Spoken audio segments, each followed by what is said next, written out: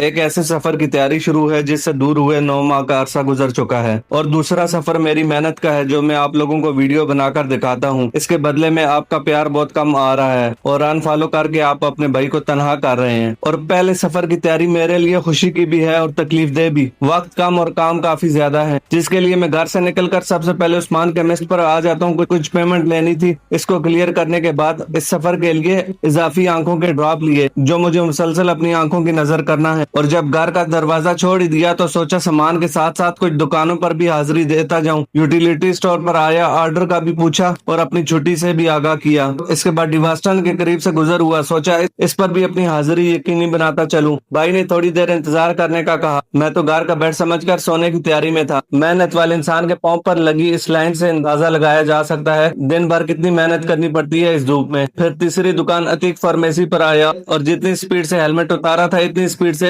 بھائی نے واپس ہیلمٹ پہنا کر باہر نکال دیا۔ پھر بھوک نے ستایا اور سیدھا نعمان لائف پیزا پر انٹری ماری۔ دکان بند دیکھ کر بھائی کی نظر دو شیئر کیے، اس کے بعد کچھ ریڑھیوں پر پھل کے ریٹ معلوم کیے۔ توبہ توبہ، اب تو جو چیز کھانی ہے خرید کر کھانی پڑتی ہے، چوری کا تو زمانہ ہی نہیں رہا۔ پھر یہاں چاچو سے 1 کلو رسگلے لیے اور تھوڑی دیر آگے آنے کے بعد شکر کولے والے سے کہا 1 گلاس دے دو، بدلے میں 3 رسگلے لے لو۔ خیر یہ سن کر بچے نے ابو کو آواز دی، یہاں سے بھاگنے میں ہی بہتری سمجھی، رسگلے لے کر گھر آ گئے۔